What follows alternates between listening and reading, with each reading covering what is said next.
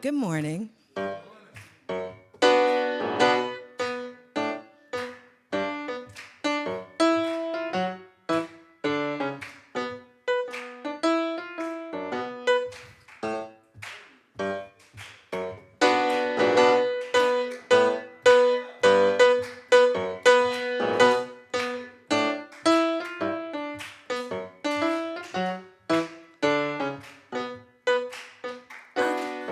I don't want to do it, and I'm not gonna do it. I don't want to do it, and I'm not gonna do it. I'm not gonna lose my joy. No, no, no. I don't want to do it, and I'm not gonna do it. I don't want to do it, and I'm not gonna do it. I'm not gonna lose my joy. I'm not gonna lose my cheerfulness. I'm not gonna lose my faith. I'm not gonna lose my peace of mind, 'cause God is good all of the time. And I gotta say, I don't wanna do it, and I'm not gonna do it. I don't wanna do it, and I'm not gonna do it. I'm not gonna lose my joy. Hey, I'm not gonna lose my forgiving heart. I'm not gonna lose my hope. I'm not gonna lose it when the going gets tough, 'cause love is always lifting me up. So I gotta say, I don't wanna do it, and I'm not gonna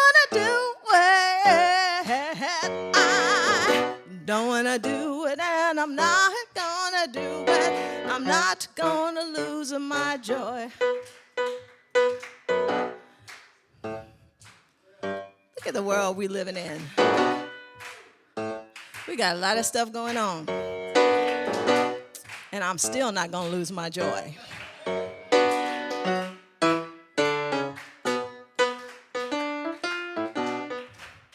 No pandemic, no war, no school closings. Nothing is not gonna do it.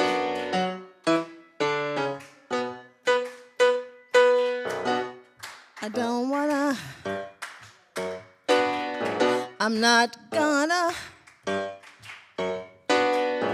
I don't wanna do it, no, I'm not gonna lose my joy. So I'll say it one more time, I don't wanna do it, and I'm not gonna do it. I don't wanna do it, and I'm not gonna do it. I'm not gonna lose my joy. I don't wanna do what I'm not gonna do it. I don't wanna do it, and I'm not gonna do it. I'm not gonna lose my joy.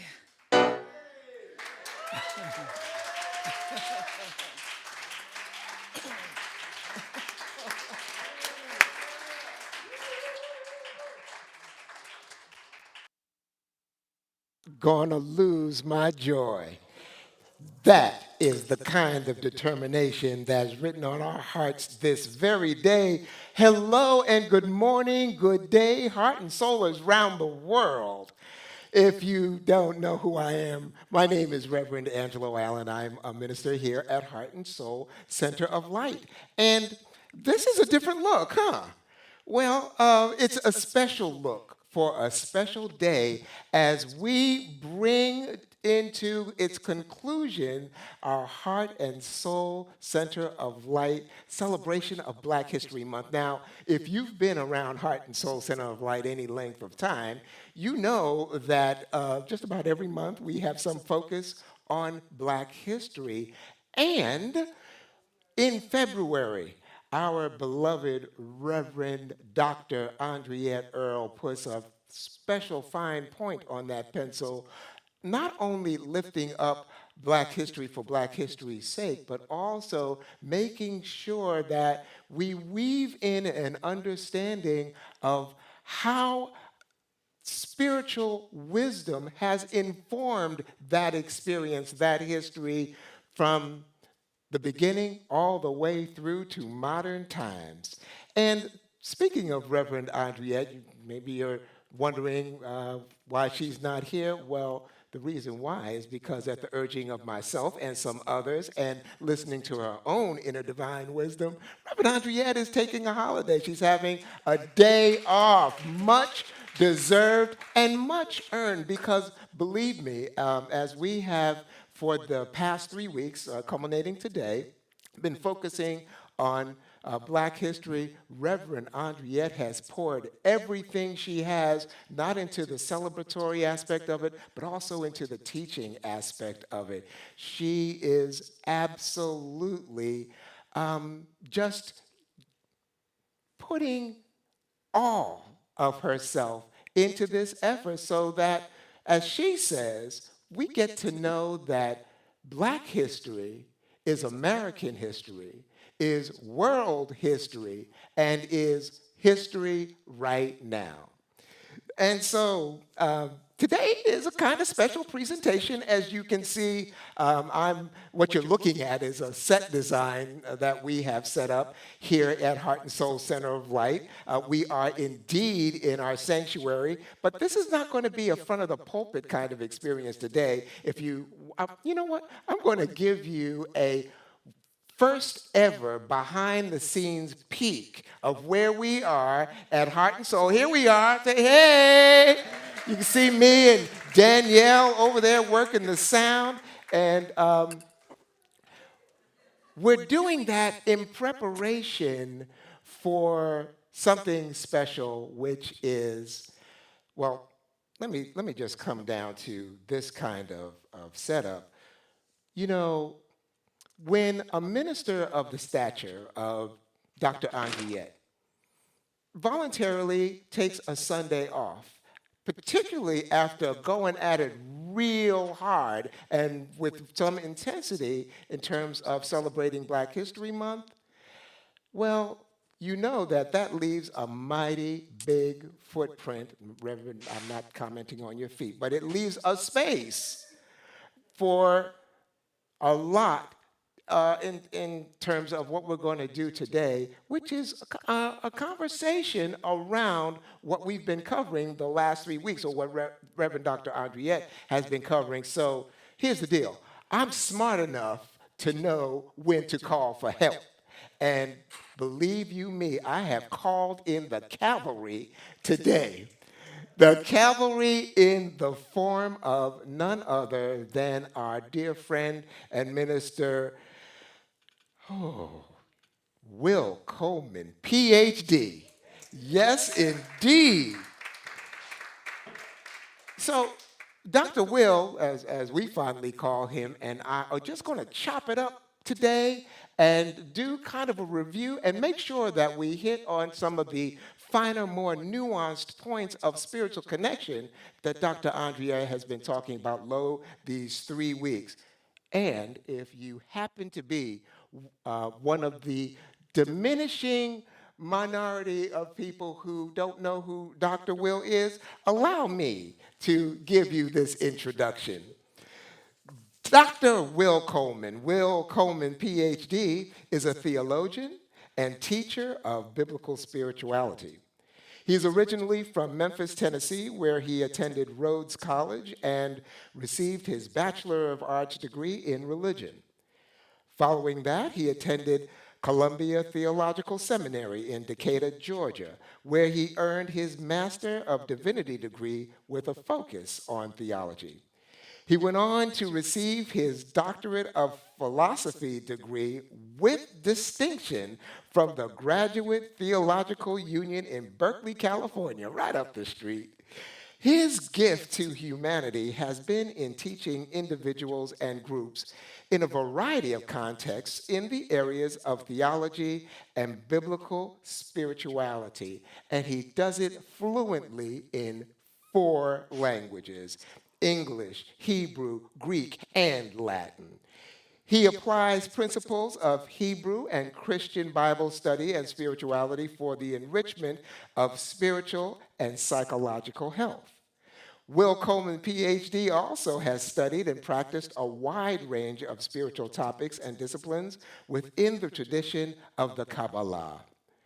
Dr. Will Coleman understands that biblical spirituality is rooted in the knowledge that the sacred text called the Bible, which originated in Northeast Africa, is much more comprehensive as a guide for transformation and consciousness when delivered within the original sounds, symbols, and languages of the Hebrew, Greek, and Latin texts, as opposed to simply the English translations.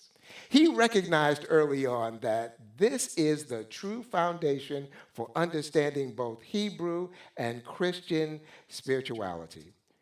Will Coleman, PhD, also currently teaches biblical and theological interpretation in Hebrew, Greek, and Latin, and Afrocentric spirituality with the Interdenominational Theological Seminary in Atlanta, Georgia, and the Johnny Coleman Theological Seminary in Miami, Florida. And so, with that being said, it is absolutely my great honor and privilege to welcome my brother, our teacher, and our minister, Will Coleman, PhD. Welcome, Dr. Will. Hello, my brother, and Yes, thank you so much indeed. for that introduction. I just want to say it's so blessing to be here because, for many years I would come out there to Heart and Soul, but now, blessings in the midst of other things, due to COVID, I can fly out there every Sunday and then fly back to Atlanta. So here I'm glad to be here. I'm glad to be here Absolutely. so that our dear sister, Reverend Dr. Andrea Earl can get some much needed rest because, as you've already stated, she has put down some knowledge this month. And so it's going to take both of us to unpack some of the things that she's been talking about. So let me say one other thing, too. Yeah. I really want to say thank you to everybody who's supporting this episode of what we're doing now. And I want to say that the music, we could stop. We could just do some exegesis on the music we've heard this morning.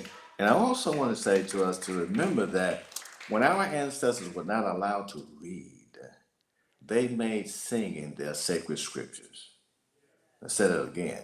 Singing was the sacred scriptures of our ancestors, especially when they were not allowed to read. And that's just absolutely brilliant. And to hear these melodies and songs and affirmations today just takes me to a very deep place. And I hope it does the same thing for the rest of us, that we do not take it for granted, but that we bear in mind that they crafted these songs under duress, and they made these songs their sacred and our sacred scriptures before they were allowed to read the other scriptures.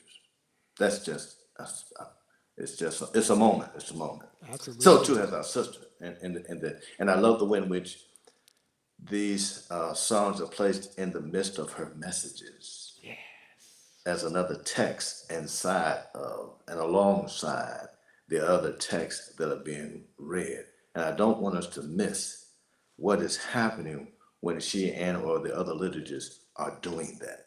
That the song is a part of the message, A, and B, that the song is a part of our sacred scriptural heritage. So I just give appreciation for that. Absolutely. Thank you. You want to Dr. continue? Will. Yeah. So thank you for that. And also thank you for lifting up the fact that, we can bring you in a little bit more often because we're using a kind of technology that we haven't done here at Heart and Soul before. For anyone watching, this is live streaming. And we know that live streaming is live, unrehearsed. It is what it is. And so we're going forward with our conversation today. So, Dr. Will, I know that on many a Sunday, you are present with us watching the live streams because I see you pop up in the chat as I'm running the live streams. And you know, of course, that at the very beginning of February, Dr. Andriette took us to this sort of topic or subject matter of keeping our eyes on the prize. And the next week, she went to this theme of how we got over. And then last week, she talked extensively about how life gets to be the way it is. So I'm thinking that maybe we could approach it a little bit in that order and walk through, Yes. some of what she talked about. So going back to keeping our eyes on the prize. As I stated early on, Reverend Andriette has always emphasized that Black history is American history, is world history, is history today. We are living it now. And I'd like to ask you, as someone who has studied the origins of Black history and Black spiritual experience from African antiquity, spanning millennia, to the modern day, what do you think Dr. Andriette is trying to tell us here with Black history being American, world Well, it's history? extraordinary. Yes. What's extraordinary is the way in which she evoked first and foremost this Sankofa image. That is the Sankofa bird that has is moving forward, but at the same time is reaching by and about to grasp that egg. And we know the formula that goes with that is go back and snatch it.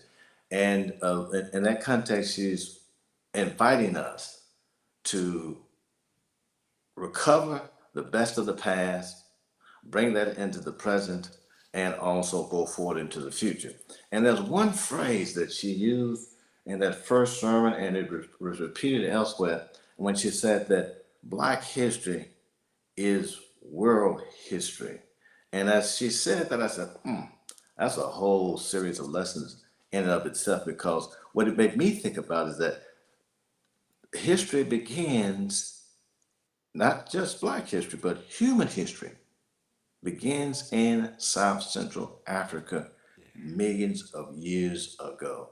And I often say to my students, don't think of your history only on this side of the Atlantic, but use your imagination and go back and realize that every human being on this planet who's walking around today, as Homo sapiens sapien, had their beginnings from a single African woman in South Central Africa. And therefore, we all are truly children of Africa. And any history that has emerged since then, our journey around the world, is a consequence of humanity beginning in West Africa and populating this entire planet. So we are part, our more current history is part of a much deeper, broader, and expansive history of humanity itself over millions of years. And we are part of that very beginning. So we need to keep that in mind, that that's also Sankofa, is using our imagination to realize that our history truly, then literally, is world history. And we are near the epicenter of it in the ancient past and also in the present. Yes. Thank you. You know, also in that first week, Dr. Andriette put a lot of emphasis, as she often does, on our ancestors. She mentioned the fact that our ancestors, throughout our history, have consistently demonstrated a willingness, a commitment, a kind of perseverance and determination. And, I think Valerie Joy is saying about it, I'm not going to Just lose saying. my joy, in order to move forward together. Now, what strikes me about this clearly a real thing that Reverend Andriette has noticed, this moving forward together kind of mentality, is that it seems to fly in the face of the modern Western mindset of rugged individualism. This idea of I'm pulling myself up by my bootstraps, or I take care of mine, you take care of yours, or look out for your own self, mind your business. That kind of rugged individualism. Yeah, Can you yeah. help us understand a little bit this dichotomy and why it's important to understand it? Oh, I think she made it very clear. I'm just going to highlight something about that. What she demonstrated in the examples that she gave us in all three sermons is the are exemplars of communal self-identity, namely Harriet Tubman, Charles Langston, and Frederick Douglass. And what's important about those three individuals is that they chose to have a communal identity. In every case, they could have attained their own freedom and gone about their business, living a quiet life. But something inside of each of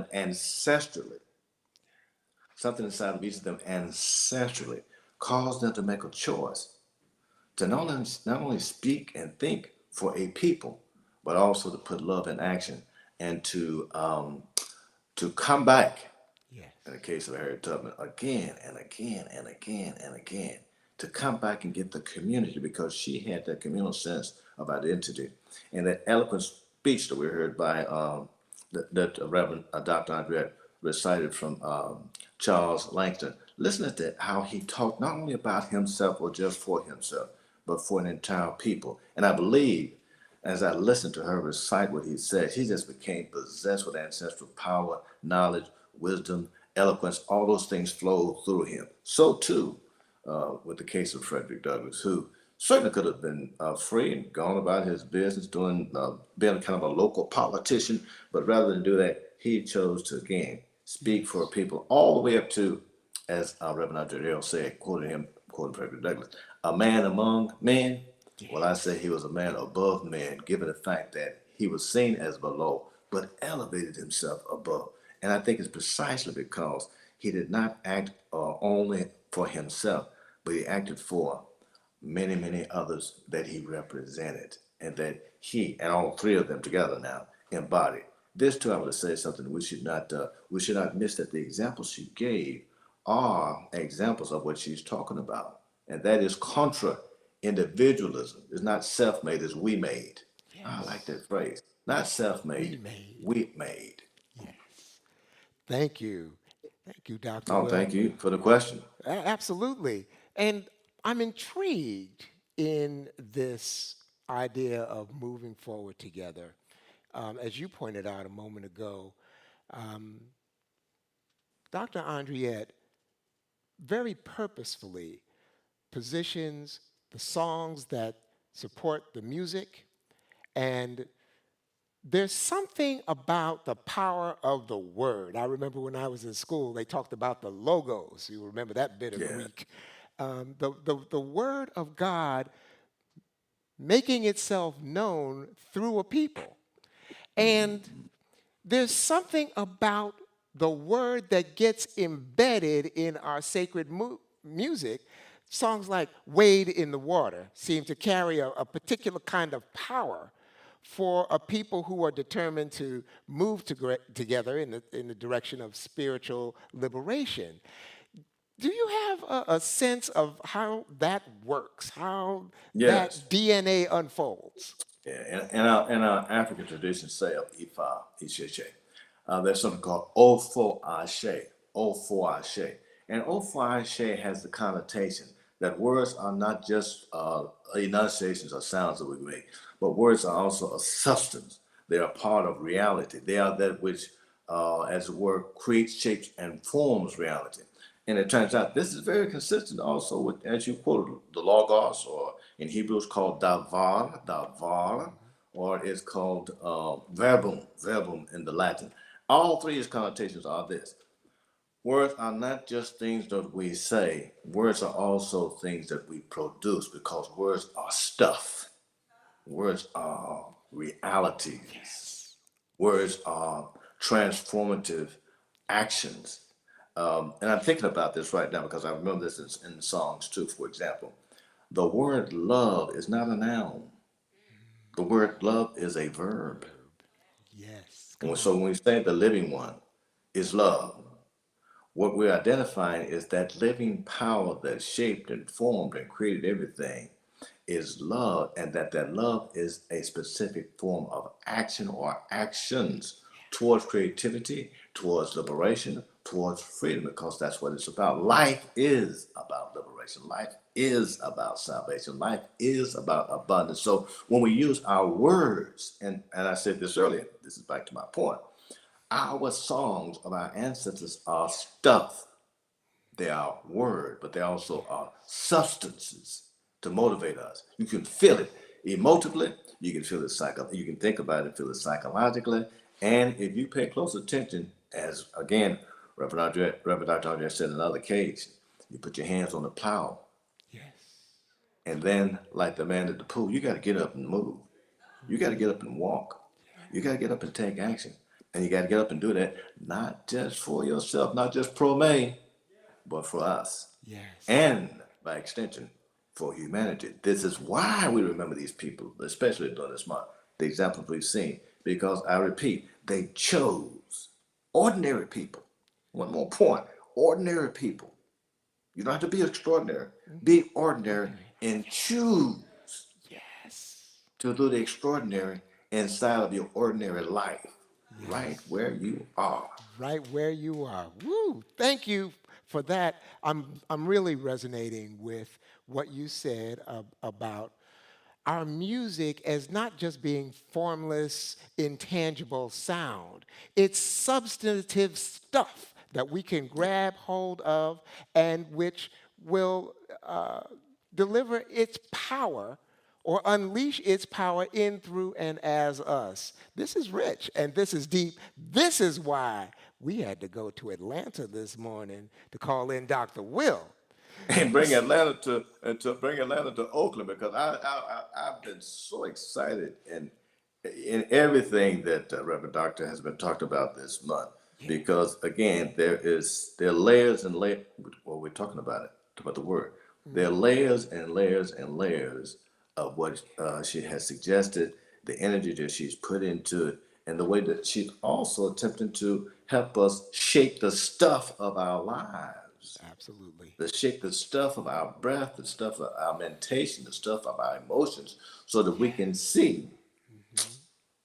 first of all, keep our eyes on the On the prize, prize.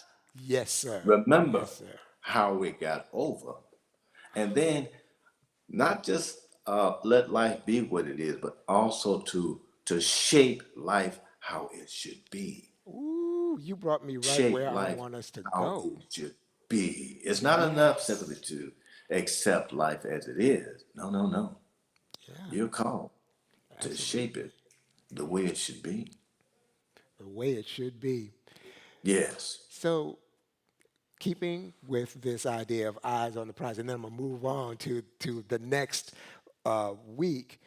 But Dr. Andriette reminded us that keeping our eyes on the prize really means something. It means that in order to do that, keep our eyes on the prize, we're going to have to take our eyes off some other stuff.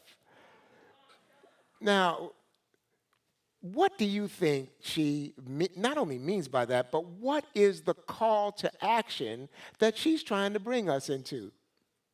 Well, I think here again, I think she said it in the message, just let go of stuff such as fear, things that keep us in a particular place and mindset so that we can't reach out and stretch and imagine and grow beyond current situations. I think it also encompasses when you say keep your eyes on the prize, it's not just these two eyes here. But here again in our African spirituality, you got to cultivate your eyes inside of your eyes.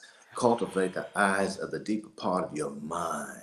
The eyes that can see things that are, Hebrews chapter 11. It's the eyes of faith that can Yes, see what does not exist yet, yes, the eyes of see the it intuitive into existence faculty. and call it to existence. You see, Yes, we are free. I'll say it another way. We are free because our ancestors saw us free while they were still in chains. That's why we're free. that's Even why though they we're were in free. chains, they saw us free. Ergo, we must be a generation that sees those who are yet to come freer than we are. This is why African axiomatic spirituality says you come here to make the world better than it was when you left. And you are here to make it better so that when you come again, it will be better. Now, that can Absolutely. be in terms of individual life cycle, but also can mean in terms of social, communal, political, and economic and ecological realities. Yes. That's Sankofa, Yes, sir. cultivating the inner eyes of seeing what is not seen clearly yet and have the willpower to bring it forth. If Amen. amen indeed, the word that's coming up for me is like prophesying. It's seeing with that inner faculty, that divine Yeah, inner faculty that can foresee the future and draw it into reality. It may take you're exactly right. generations, it may You're take as exactly right. long There's as it two takes. Hebrew words, matter of fact, related to prophesying. The first is called ro'eh. That's what I just referred to. It's the capacity to see. Not just to see things that they're being presented in the news, etc., but to see deeper than what is being shown. That's the first aspect, ro'eh, to see. The second aspect is nevi. It means then to be able to speak about what you see and also change or participate in the change of what is being seen. Individually, yes, but equally and maybe more importantly, collectively, back to that communal identity rather than the self-made individual identity. We are strong exponentially when we see, when we speak, and when we act about what it is not only that we see, but that which we intend it to be. As we intended to be. Speak that word, Dr. Will.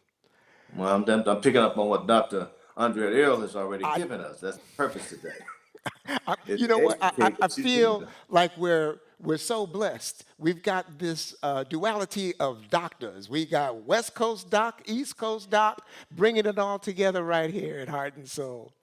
So, Heart what, and soul. That's exactly heart right. and soul. There you go. Woo, Could I just this say is one of the things getting. that she said that when you said when she did the piece about it and we sing the song, my soul looks back and wonder. Wonders. The How English does so? not capture that adequately enough because soul means nephesh. It means my life force, that energizing power. that gives me breath. It looks back and it wonders because it knows it has been in a struggle. How I got over, how we got over. Yes. And Our souls, our life force, look back. And we look back because we've moved from that place yes, and we're here now and we're going forward. going forward, continual movement. So, Dr. Andriette also says that in how we got over, clearly it was our ancestors paving the way through their vision of seeing us free and seeing us prosper. Um, the baseline question I have, and I don't intend to be controversial here, but I really want to ask you, Dr. Will, whose ancestors are we talking about? And when I say that, I mean, are we just talking about black people's ancestors, or are we talking about the human connection to those who have gone before, who are ancestors, no matter where you come from, what you look like? You're talking about all ancestors who participate in an ongoing process of freedom and liberation and wholeness. Remember, I said at the outset that my premise is that ultimately we all are Africans. Now, some of us might have amnesia, but we all are Africans. That's just a genetic fact. Yeah. Now, when we talk about the particularities of the context on this side of the Atlantic, then we're also, as she mentioned, we're talking about those who are our allies or who became allies. And I was going to sleep on Friday night, and I thought about that. Among our allies would have included, quote unquote, white people who also knew something about liberation and who also knew something about being refugees because Yes. they had come from Europe as not all of them came on the Mayflower. No, no, no, no, no. Many of them came under duress as well. And perhaps in that dynamic, their ancestral memory also of what it means to escape from bondage, persecution, opposition, and then to participate in that for others was awakened. And that's the key. And that's the key to what Reverend Andre has been saying as well. You must awaken it. You get to come out of the sleep of of indifference into a motivated place where you can identify with the struggle of one ultimately is the struggle of all, and that the quest for freedom and liberation of one, of the least of these, quote unquote, in a certain economic and social arrangement, is also the quest for all of us. None of us are free until we all are free. Yes, absolutely. I'm thinking, I mean, you've brought up so much. This idea of coming out of the sleep of indifference. She spoke, I'm talking about Dr. Andriette, of course, about Charles Henry Langston, who I believe was the grandfather of Langston Hughes, who found himself on trial for his freedom and at risk of being deported back into chattel slavery. And allies rose up around him in allies who were white and other, showed up to defend and protect to such an extent that even the judge had to, in a fairly apologetic tone, say, "You are absolutely right." So just wanted to lift that up. And Well, you know what's interesting about that too, as you were speaking, is that again, Reverend Dr. Andre gave us some backdrop to that. That didn't just happen in an isolated place. It happened in the soul of Oberlin and in the soul where ideas and actions for freedom, for equality had been cultivated in that space in Oberlin. So you had an environment, you had a consciousness of collaboration and participating in the again the struggle and the recognition for liberation. So when there was an intrusion into that soul, they activated themselves. And I'm going to say brother at this point respectfully, but brother Langston had been grown, had been cultivated in that soul. He had it ancestrally, and he had a context that supported him. And I think that is also the reason that he could be so eloquent and also back to seeing and speaking, so prophetic and articulate. And isn't it interesting that the judge is still trying to negotiate, quote unquote, with the law? That's another point she made, with the law that had been written and a higher law that had been invoked by Yes. Brother Langston.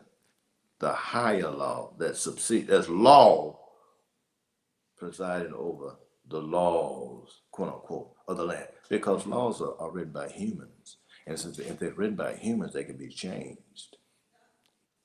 Absolutely true. Absolutely true. So as we then moved on to last week, Dr. Andriette talked about how life gets to be the way it is, and that comes with a lot of baggage for folks.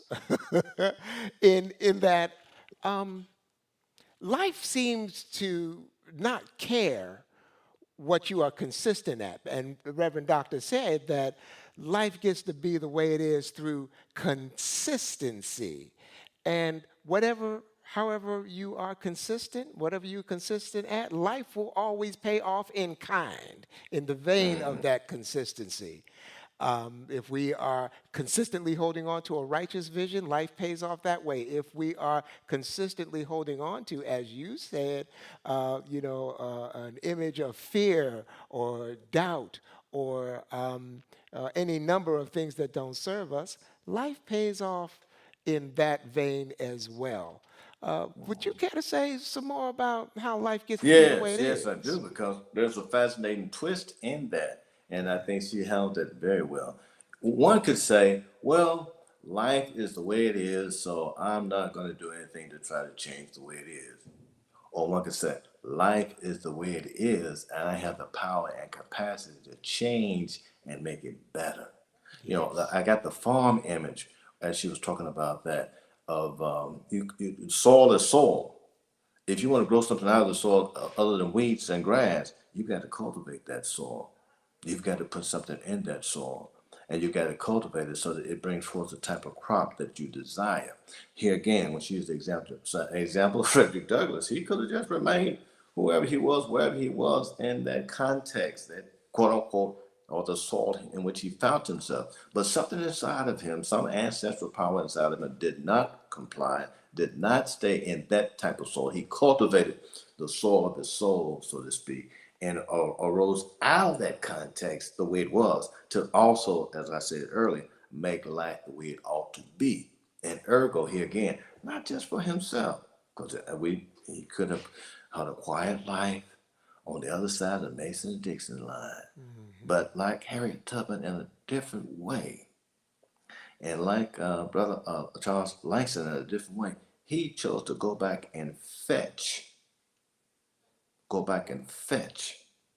those who still were in bondage as an advocate for a better vision of a people and of a nation, and as a spokesperson for a people to a nation. And this is why I say he's not just a man among men, he stands as a man above men in this instance. Absolutely.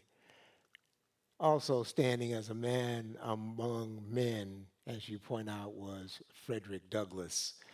And Dr. Andriette spoke about him and his amazing accomplishments in the same vein of understanding that his whole life story was about extraordinary power, the power of God, living itself through the life of an ordinary person who then shows up as not just an individual, but as somebody who influences the generations over time.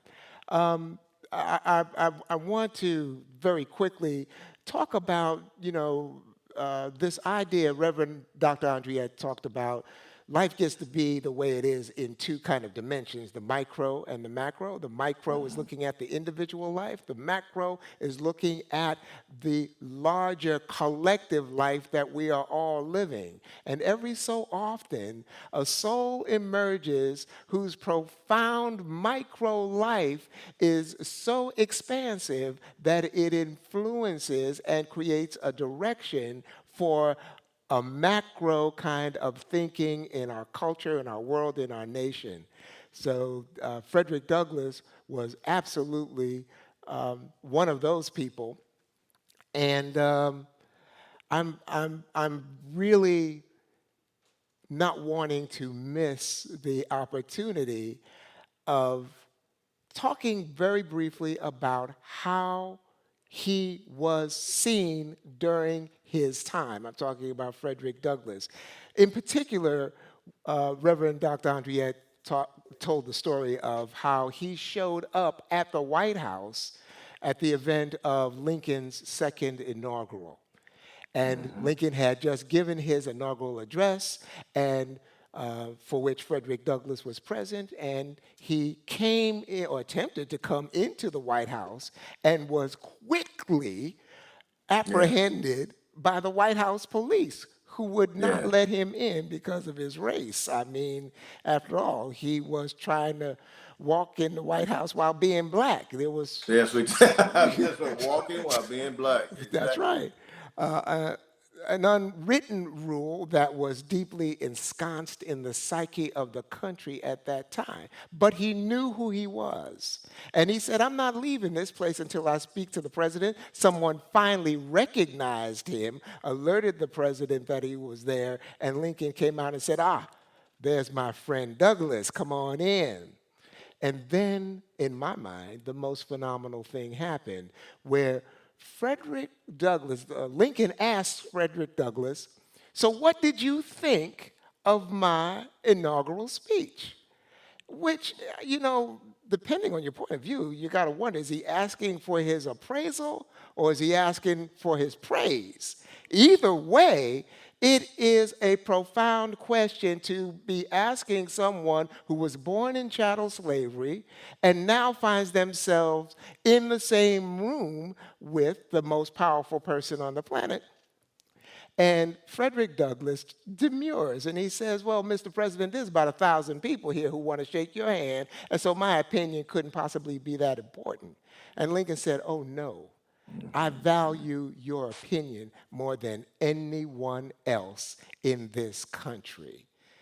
I'm talking about everything that we have lifted up today, being able to see ourselves realizing the vision of the ancestors who saw us free, who saw us empowered, and making the decision as we are actively living Black history that we are the ordinary person living an extraordinary life. Is there more you want to say about this? I'm going No, on. I think that's an extraordinary summation, and that if we take all three of the presentations messages of Reverend Dr. Andre together, Yes. this is a key point that the microcosmic lives that we live can become macrocosmic in their implications by being true to who we are and cultivating a particular type of consciousness that strives for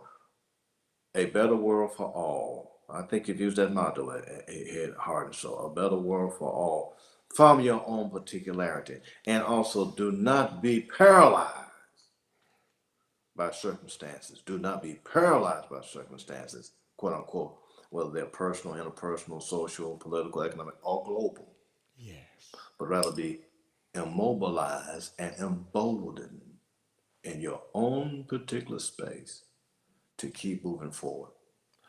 And moving forward individually is the basis for moving forward collectively as we inspire others by effect, by what we say, and more importantly, by what we do in our Absolutely. everyday existence. And again, making that choice to be not only for yourself, but through love, which is a verb, fathers. Yeah. Thank you, my brother. Yes, indeed. It means we have to stand. We've got to stand for something. And we have to stand in a way that our ancestors kind of demonstrated for us, standing in grace, remembering grace, and then surrendering to a power that is larger than our human selves. We need to stand in forgiveness. We need to release and simply stand. You know, Valerie Joi Fiddmont wrote a song about this, Dr. Will. I think we ought Yes, to hear it. I'm glad. I'll be glad to hear it. You need to go ahead and cut that album too, the Heart and Soul album. Yeah. We hear it now in real time.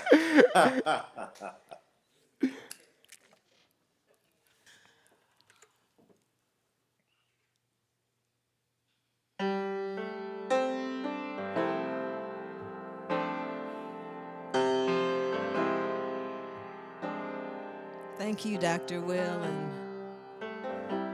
and Reverend Angelo.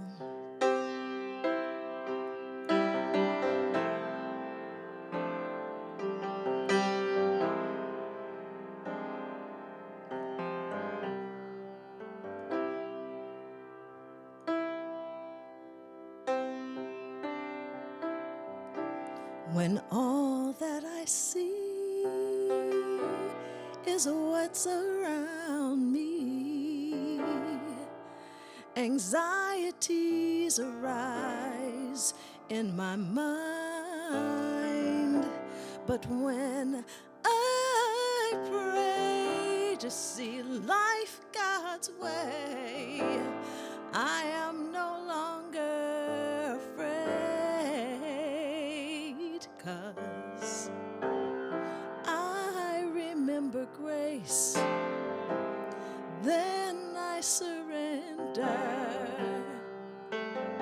and I stand.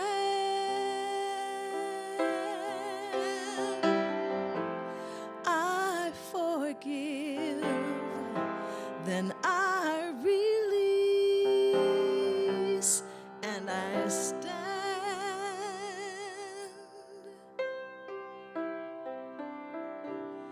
When we refuse to see another view, judgment clouds our minds, but seeing strength in our diversity helps break through our pain. So please remember and surrender and stand.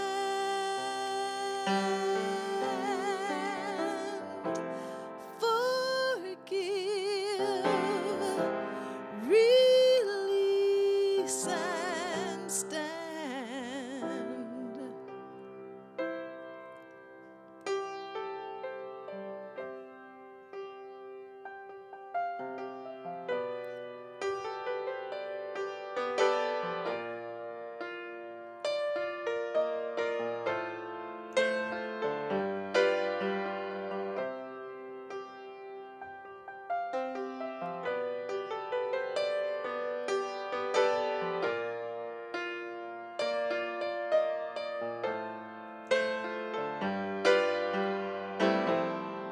Please remember and surrender and stand.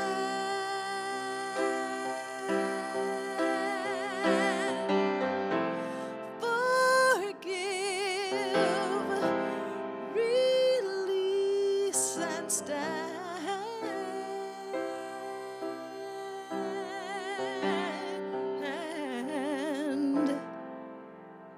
Please remember grace. Surrender and stand.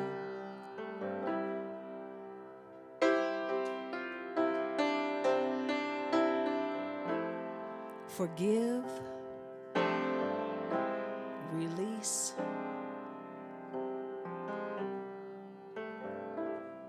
and stand. We invite you to be connected with us in all the ways there are to be connected, including following us online, and make sure you subscribe to our YouTube channel.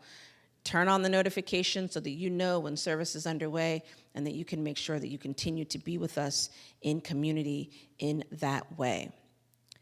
Family, we're so grateful to have spent time with you together today. And now I pass it back to our beloved Reverend Angelo Allen. Thank you, Reverend Sonia. And I just want to take a few moments to thank Dr. Will once again for being our minister and our teacher here today. I want to thank everyone who has contributed to making this service happen, including everyone who's watching. It's not a service if you're not there watching. So I'm encouraging you to tell your family and friends about this thing you know called Heart and Soul Center of Light. I want to thank those who have helped us with the technology today. This was our very first time live streaming coast to coast. Well, with a different destination, bringing that into our live stream here in Oakland. I want to thank Dr. Reverend Dr. Andriette Earl for her wisdom, for her grace, and for her good sense to get some rest. Yeah, because we can't use no wore out minister. We need a minister that is revitalized and vibrant and really bringing it as she has been bringing it, lo, these 12 long years. And I want to check in with my good brother, Doctor, once again. Dr. Will, Yes, thank sir. you so much for your Thank you. wisdom and thank you for your willingness to walk with us on this path today. I wonder, would you be willing to just take us out in prayer? Yes, indeed. So again, as you've already done, I want to thank everyone who's present in the studio, in the sanctuary, everyone who's present by way of this wonderful cyber platform.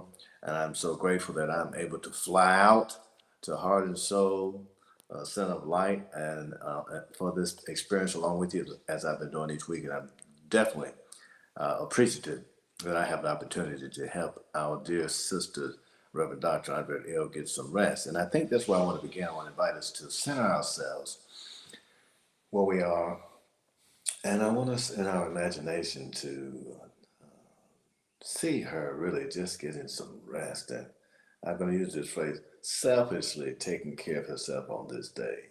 And then let us surround her with beams of love and light and power and renewal and transformation and healing multidimensionally from the crown of her head to the soles of her feet, that she'll be invigorated and that she will continue to be able to bring us these gems of wisdom and knowledge and light as she has for 12 years, is now, and will continue to be.